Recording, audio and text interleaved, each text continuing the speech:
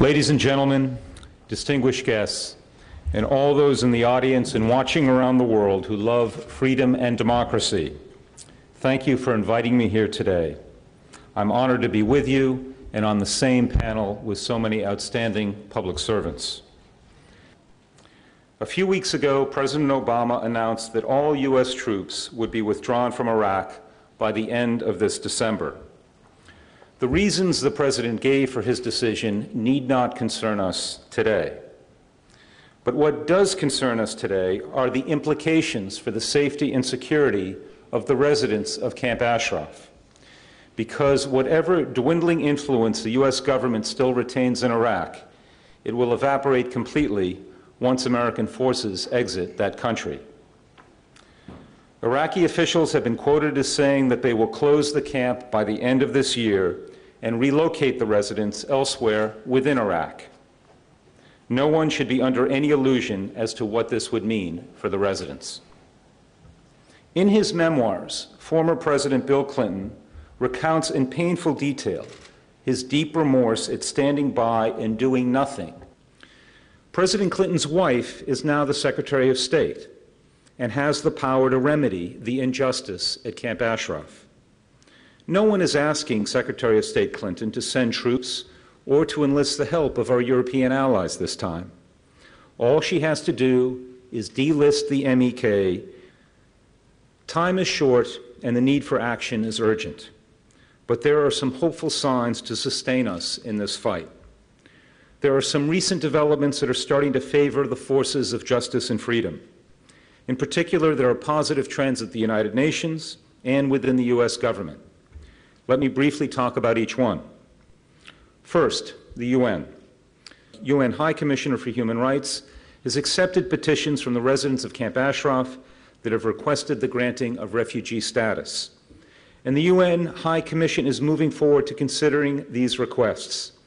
In the meantime, Camp Ashraf residents are now officially asylum seekers under international law, which provides them with another layer of protection against violence by the Iranian government or the Iraqi regime. All of this is progress. And this story takes place within a larger recent trend where the international community has not stood by helplessly and simply watched innocent civilians in Libya being slaughtered.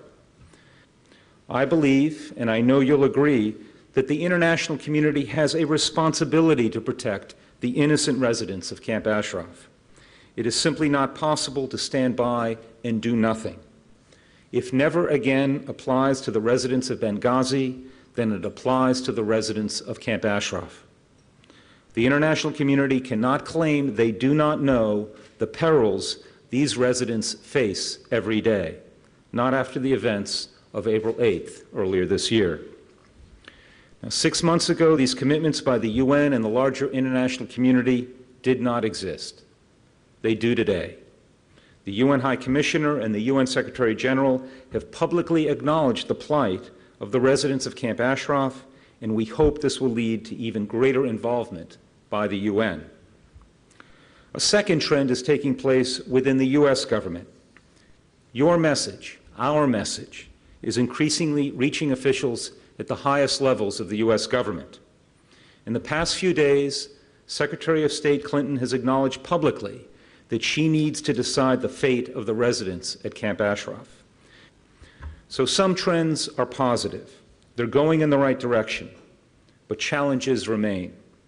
What do we do next?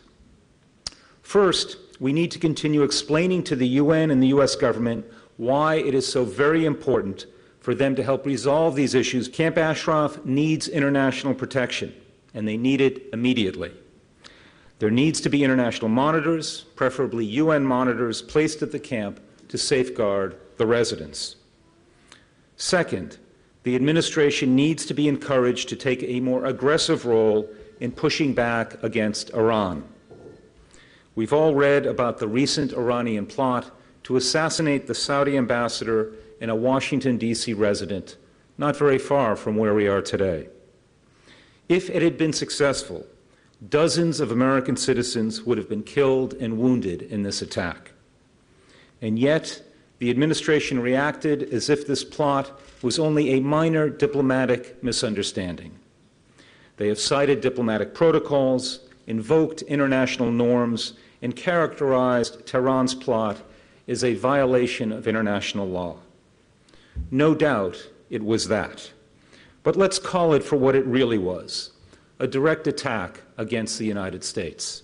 In other words, it was an act of war. One way to send a strong message to the Iranians that they cannot intimidate the U.S. is to immediately delist the MEK. This would be smart policy against a ruthless Iranian regime. It would be consistent with our international responsibility to protect. It would honor the promises we've made to safeguard the residents, and it is the right thing to do. I urge Secretary of State Clinton to take this step immediately. Thank you very much.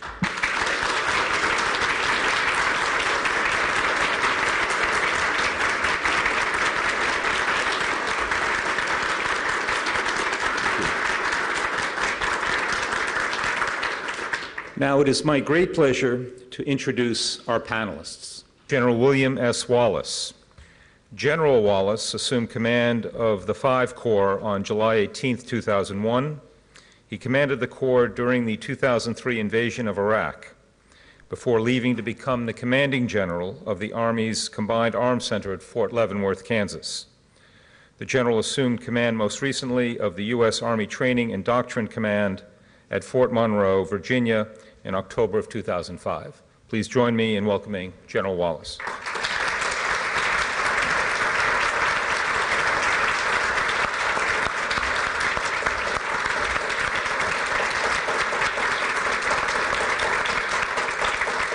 Well, thank you very much for the introduction, and thanks also for the opportunity to join this distinguished panel today. At the outset of my remarks, I'd like to offer some comments about the Arab Spring itself, followed by comments on how those still unfolding events might impact Iran and U.S. policy, and then finally the issue of Camp Ashraf. Among those things to understand is the context of what has been called the Arab Spring. First, in no case has the change, either positive or negative, successful or not, promised by the events of earlier this year, run its full course. There are still lines being drawn, constitutions being written, and political parties being formed, strategies being developed, all of which will continue to influence outcomes for many months and most probably years. Second, it seems important not to use too broad a brush when analyzing the events of earlier this year. By that I mean that although some in the media and some political figures will look to similarities across events and then generalize as if those similarities form a regional or perhaps global pattern, it seems to me equally important to understand that each nation touched by the Arab Spring had unique circumstances which made change or the attempt at change possible, and those circumstances should not be overlooked nor overgeneralized. Now, having cautioned about overgeneralization, let me do exactly that. I'm certain that each of you looked at the events of the Arab Spring through a different lens and formed some notion of what, why, and how. I've done the same.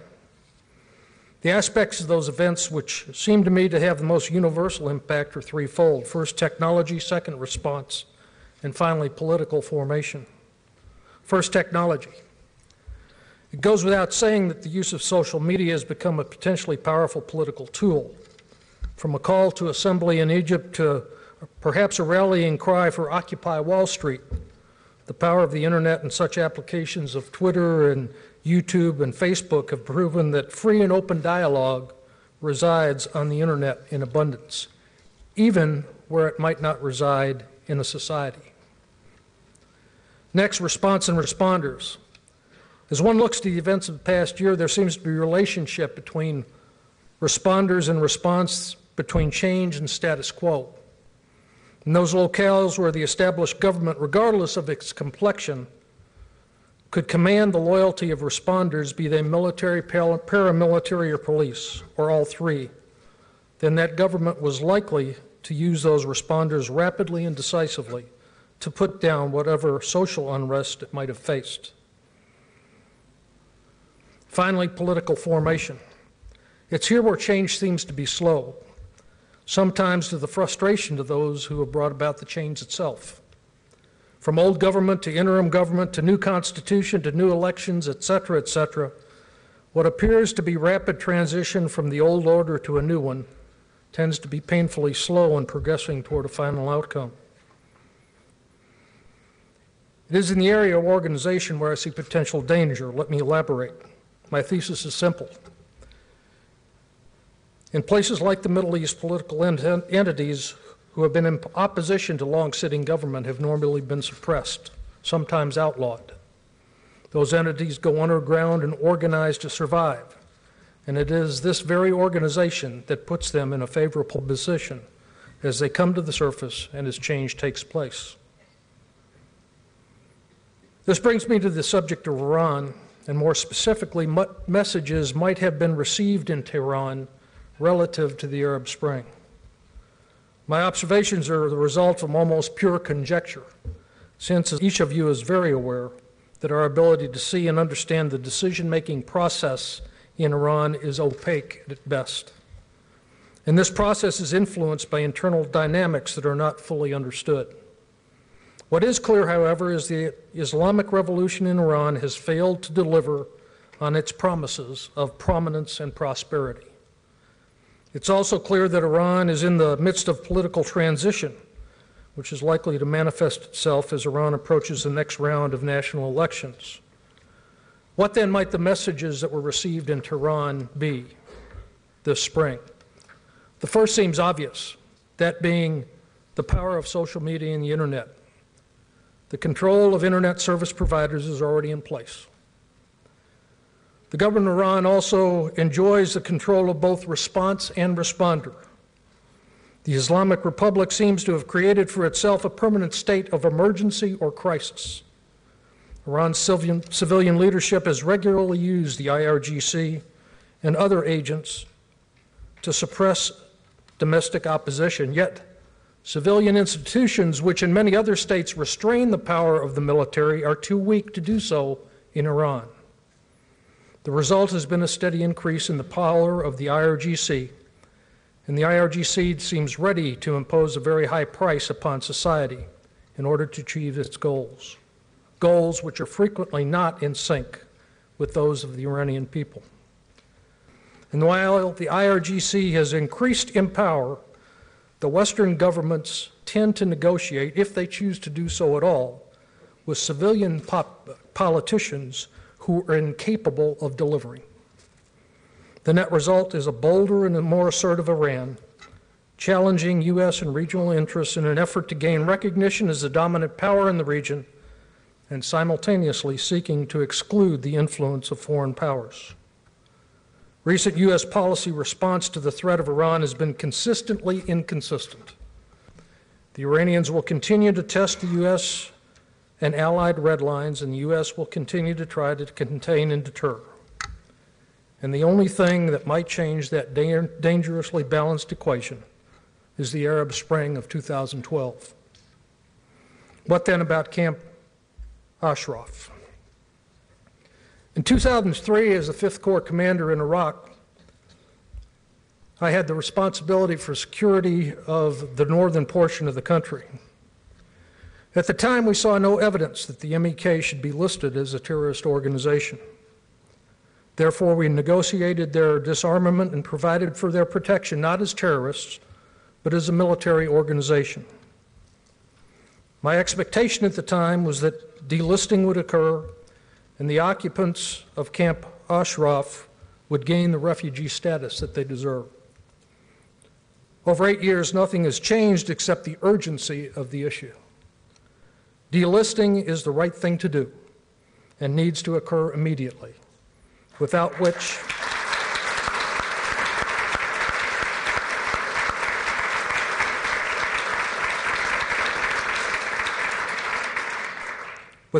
no progress can be made, nor any pending humanitarian disaster averted.